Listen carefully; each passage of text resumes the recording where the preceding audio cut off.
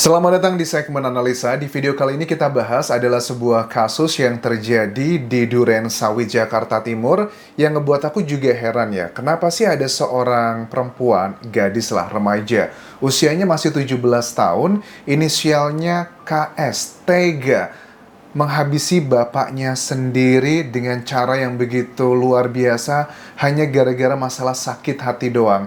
Ini kejadiannya pada hari Jumat 21 Juni 2024. Kejadiannya itu yang pasti ditemukannya sekitar dini hari dan kayaknya beberapa jam sebelumnya. Jadi kemungkinan kejadiannya adalah antara jam 8 sampai jam 10-an malam. Kurang lebih itu adalah peristiwa kejadiannya. Lantas apa yang melatar belakangi pelaku KS ini yang usianya masih 17 tahun dan bapaknya inisialnya S yang masih usianya 55 tahun. Ini sudah ada beberapa hal yang merujuk ke bagian motifnya karena pelaku kan sudah berhasil ditangkap ya, dan keterangan dari Kapolres Metro Jakarta Timur, Kombes Pol Nicholas Ari Lillipali, mengatakan bahwa motifnya ini adalah karena sang putri ini ngerasa sakit hati, katanya sering dimarahi, bahkan dituduh mencuri uang, bahkan dikatakan kalau bapaknya suka ngomel-ngomel, itu mengeluarkan kata-kata yang menyakitinya. Misalnya dengan kata-kata, ya anak haram kamu, atau kata-kata yang cukup menyedihkan ya. Dan profil dari si pelaku ini kan juga I don't know exactly, tetapi dari sebagian warga, misalnya tetangganya yang bernama Rosso mengatakan aktivitas putrinya ini, katanya si pelaku itu sering ngamen di area Depok. Waduh, ini juga unik ya, lokasi tempat kejadian perkara ini adalah sebuah tempat yang dijadikan tempat usahanya. Ini kayak toko serbaguna gitu. Nah, bagaimana proses ketemunya ini, teman-teman? Jadi, kalau aku lihat keterangan dari Kapolres Metro Jakarta Timur, di sini kronologinya adalah awalnya korban itu ditemukan sama karyawannya yang datang dini hari di hari Jumat tersebut. Nah, kan juga kita bertanya-tanya, ngapain ini kok karyawan datang-datang dini hari? Oh, ternyata menurut keterangan tetangganya, Rosso yang mengatakan bahwa karyawannya itu memang juga jualan di area tersebut, dan pada saat dia datang dini hari tersebut karena dia mau mengambil atau menyetorkan barang lagi, itu adalah hal yang biasa. Tetapi jam 1 pagi itu pada saat dia mau ngambil barang, kok pintunya itu, grendelannya itu tertutup, tapi dia curiga karena kebiasaannya kalau dia ngambil barang, karena pada saat dia pergi pun waktu mau berangkat jualan ke area sekitar ada majikannya di sana. Dia curiga, dia ngebuka, memaksa memanggil salah satu rekannya, digerenda lah. Pas digerenda, dia sudah ngelihat ada kaki dari sang majikan bapaknya tersebut, dan ternyata sudah dalam keadaan tidak sadarkan diri. Dan kemudian juga pada saat malam hari itu, teman-teman, dikatakan dari Kapolres Metro Jakarta Timur, dikatakan bahwa bapak ini, ayah ini pun juga sempat melakukan perlawanan ya terhadap putrinya.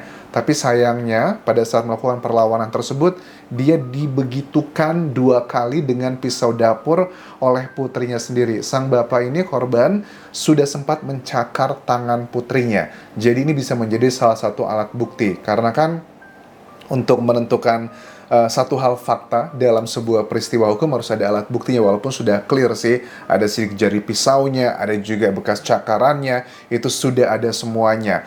Nah, sang putri itu pada saat sudah melakukan aksinya, dia pun juga punya pikiran untuk ngebersihin pisaunya dengan sabun, dengan air mengalir, kemudian dia meninggalkan begitu aja. Terus gimana ceritanya si putri ini tiba-tiba datang ke lokasi TKP? Dia bilang katanya dia datang karena ada teman yang nelpon ada kejadian di tempat bapaknya, makanya dia pura-pura datang ke sana dan pura-pura sedih. Tetapi yang namanya polisi juga nggak bisa dibohongin begitu aja sih.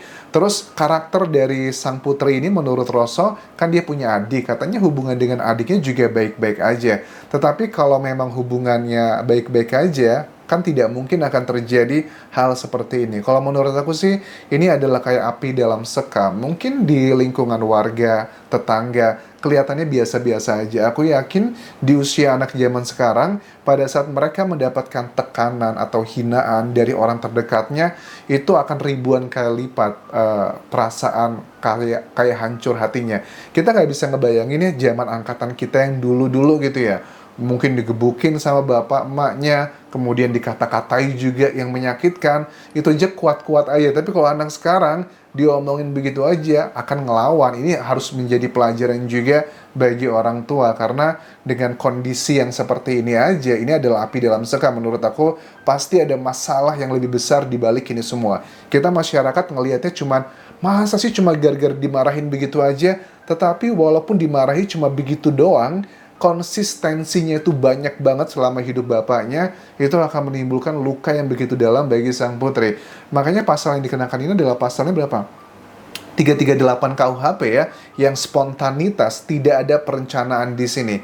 Ya, suka tidak suka, bagian ini adalah bagian yang nanti akan dilihat dalam proses persidangan, ada nggak tahapan dia merencanakan. Kalau aku lihat dari sini sih, memang sangat kecil ya kemungkinan ada bagian merencanakan, karena merencanakan itu harus ada jeda antara niatnya terus juga dengan melakukannya. Kalau di sini kesannya adalah ini kayak spontanitas, terjadi kayak percekcokan, kemudian sang putrinya langsung hilaf melakukan hal seperti itu. Ada juga sih keterangan dari Rosso, tetangga korban, kalau untuk hubungan sama adiknya, si pelaku ini cukup baik-baik aja, mereka terlihat akur. Tetapi memang dengan bapaknya, dia kelihatan nggak harmonis. Wajar sih, usia 17 tahun, perempuan, ya namanya juga bapak gitu ya. Walaupun mereka tinggal di kota besar, tetapi mungkin ada yang nggak disetujui, misalnya, kamu ngapain sih harus ngamen gitu, bapaknya juga kan masih kerja kan ya. Terlepas pekerjaannya apakah menghasilkan uang yang banyak atau enggak, tapi menurut aku cukup lah ya. Dan mungkin bapaknya ngerasa tidak suka atau tidak cocok dengan pilihan hidupnya sang putri. Makanya kalau bapak atau orang tua itu kesel sama sesuatu hal, kayaknya itu semuanya salah di matanya, tipikal sebagian orang tua. Tetapi aku juga nggak bisa menyalahkan orang tua 100%. Yang namanya manusia juga kan mereka punya pola pikir, mereka punya logika, mereka punya teman-teman yang baik, pilih-pilih yang benar. Kan nggak semua itu tergantung dari orang tua. Kalaupun memang kita dilahirkan dari orang tua yang tidak diberikan rasa kasih yang bisa ngasih kasih sayang ke kita, yaitu adalah cobaan bagi setiap orang, karena setiap orang kan punya cobaannya masing-masing. Nah, sekarang ini kalau aku lihat dari masyarakat, kesannya ya suka nggak suka sih, ini adalah bagian yang memang nggak bisa dipungkiri bahwa pelaku ini memang sangat keterlaluan banget, dan memang sudah selayaknya dia diberikan hukuman yang pantas. Hukumannya 15 tahun, apakah itu sudah cukup atau tidak? Pasti bagi yang kontra akan mengatakan nggak cukup, Anjas, nggak fair. Sekarang bapaknya itu udah nggak ada lagi, dan adiknya sekarang siapa yang bertanggung jawab?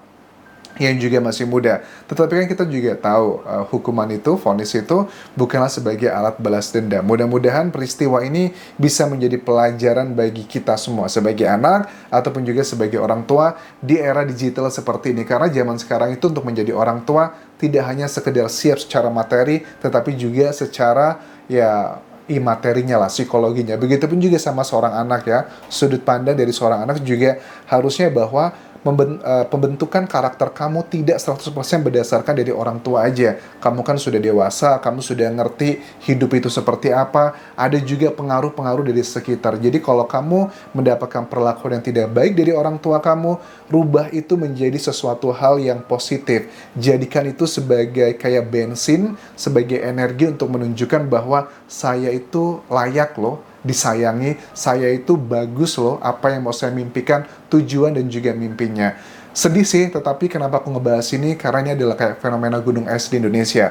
Kejadian seperti ini, hubungan antara bapak dan anak yang gak baik-baik aja tuh banyak banget di Indonesia. Dan aku yakin ini bukanlah satu-satunya kejadian yang terjadi di Indonesia. Ini kayak fenomena gunung es. Pasti banyak juga kejadian yang tidak sempat diangkat oleh media massa. Terima kasih sudah menonton. Sampai jumpa lagi di video berikutnya.